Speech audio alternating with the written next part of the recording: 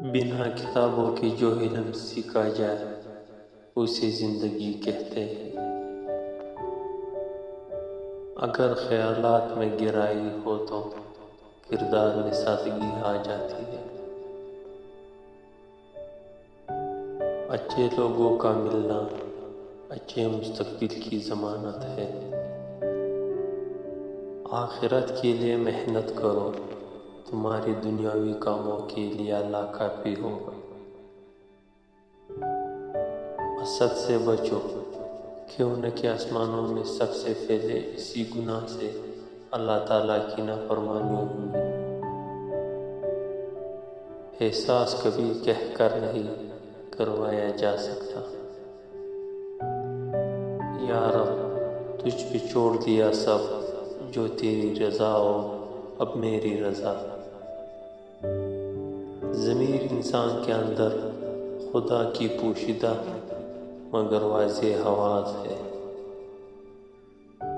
کفر کے بعد سب سے بڑا گناہ کسی کا دل دکھانا ہے، وہ چاہے کسی مومن کا ہو یا کسی کافر کا۔ تمہاری وجہ سے اگر کوئی بے سکون ہو جائے تو یاد رکھو کہ تم ظالموں میں سے ہو۔ اختلافات پر صبر کرنا اور دوسروں کو برداشت کرنا یہ اخلاق ہے۔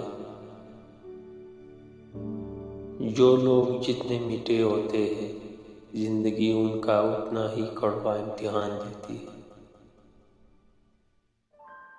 رشتوں پر مان اکثر وقت پڑنے پر فقط ایک گمان ثابت ہوتا ہے۔